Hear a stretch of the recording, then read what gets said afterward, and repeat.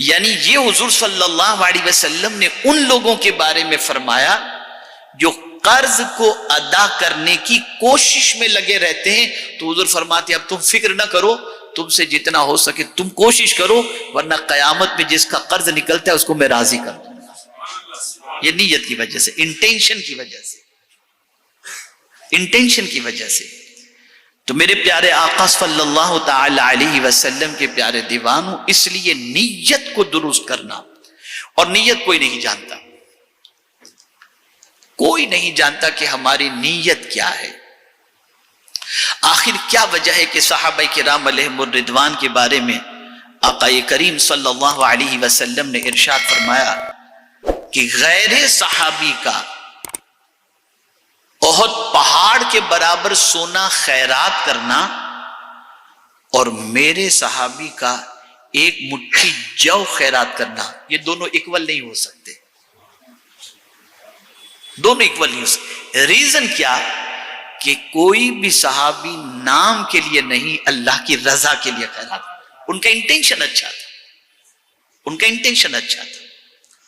تو نیت کا درست کرنا یہ کامیابی کا پہلا راز ہے، اور کامیابی کے سلسلے میں پہلا اسٹیپ ہے۔ زندگی میں وہی بندے کامیاب ہوتے ہیں جن کی نیتیں درست ہوتی ہیں۔ اب آئیے ہم دوسری چیز کی طرف چلتے ہیں۔ کامیاب اگر زندگی میں ہونا ہے تو اس کے لیے دوسری چیز ہے محنت۔ بغیر محنت کے انسان کامیاب نہیں ہو سکتا۔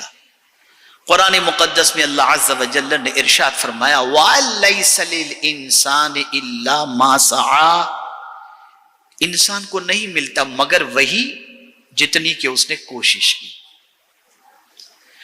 اب کوشش کتنی کرنی ہے، کس حد تک کرنی ہے؟ تو آقا کریم صلی اللہ علیہ وسلم ارشاد فرماتے ہیں کوشش کے صلے کے حوالے سے، اور جب میں اس رزلٹ کو دیکھتا ہوں تو میری عقل دنگ رہ جاتی ہے۔ رحمت عالم صلی اللہ علیہ وسلم نے فرمایا مزدور کے پسینے کے سوکھنے سے پہلے مزدور کو اس کی مزدوری ادا کر دیا کرو۔ اور پھر آپ دیکھیں کہ کسی محنت کرنے والے کے اجر کو اللہ ضائع نہیں فرماتا۔ ہمارے یہاں سچویشن یہ ہے کہ ہماری سوسائٹی کے اندر آپ میں سے تقریباً حضرات صبح بستر چھوڑ کر کے آفس چلے جاتے ہوں گے، کاروبار کے لیے، کوئی فیکٹری میں، کوئی کہاں، سب اپنے اپنے کام پہ لگ جاتے ہوں گے، لیکن بہت سارے ہمارے نوجوان اور ہماری قوم کے لوگ، ان کی صبح ہوتی نہیں 12 بجے 1 بجے سے پہلے، اور محنت تو بالکل نہیں ہو پاتی ہے۔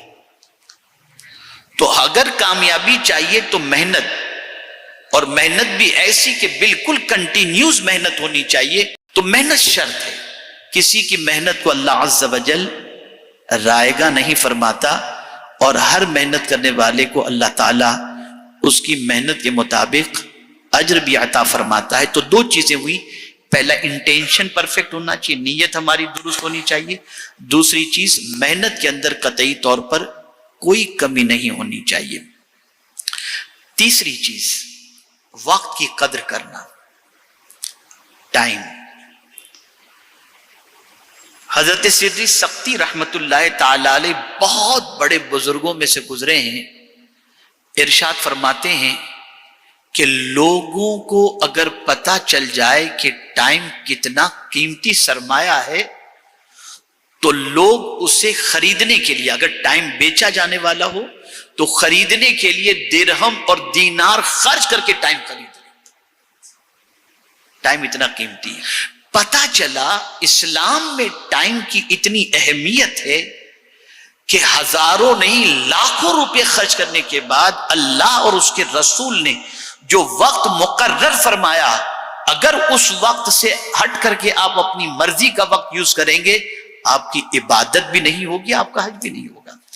آپ صبح کو لے لیجئے، فجر کی نماز، طلوع آفتاب کا وقت اگر آپ سمجھ لیجئے 6:13 یا 14 یا 15 ہے،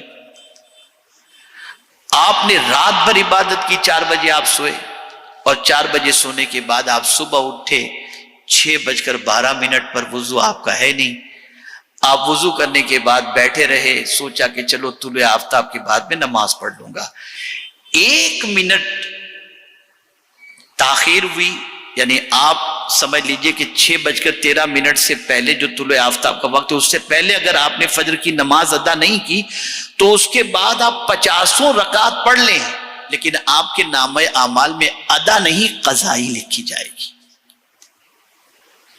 روزہ آپ نے رکھا، اور روزہ رکھنے کے لیے آپ دیکھیں کہ صبح صادق فجر، آج کل ہمارے یہاں یہ بھی ایک مسٹیک ہوتی ہے کہ لوگ سمجھتے ہیں اذان تک ہم کو کھاتے پیتے رہنا چاہیے، تو اذان کی آواز تک کھاتے پیتے رہتے ہیں، ایسا نہیں ہے۔ اگر ایسا کوئی کرتا ہے تو پھر اگر وقت پر اذان، جیسا کہ ہمیشہ یہی ہوتا ہے کہ صبح صادق کے کچھ منٹ کے بعد اذان ہوتی ہے اور آدمی اس وقت تک کھاتا رہے، تو اس کے بعد مطلب تھوڑا سا بھی کھا لیا، پانی بھی پی لیا اس نے، تو دن بھر فاقہ لکھا جائے گا، روزہ نہیں۔ ایسے غروب آفتاب کے وقت 5 منٹ پہلے اس نے سوچا کہ بہت بھوک لگی، چلو کھا، 5 منٹ کا ہی تو معاملہ ہے، کوئی لمبا معاملہ تو نہیں، پورا وقت تو وہ عبادت نہیں ہوگی۔ اسلام کا پورا نظام ٹائم کے ساتھ ہے، اور سب سے زیادہ پوری دنیا میں اگر ٹائم ضائع کرنے والی کوئی قوم ہے تو وہ مسلمان ہے۔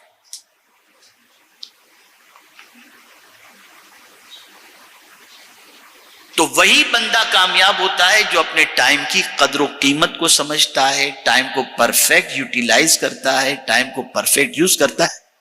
تو یہ ہمیں زندگی میں سمجھنا ہے اور اسے دیکھنا ہے۔ تو میرے پیارے آقا صلی اللہ تعالی علیہ وسلم کے پیارے دیوانوں، تیسری چیز آئی وقت کی قدر کرنا، اپنے ٹائم کو صحیح طور پر یوٹیلائز کرنا، اور جو ٹائم کو صحیح طور پر استعمال کرتا ہے اللہ تعالیٰ اسے ضرور کامیابی عطا فرماتا ہے۔ چوتھی چیز، سادگی۔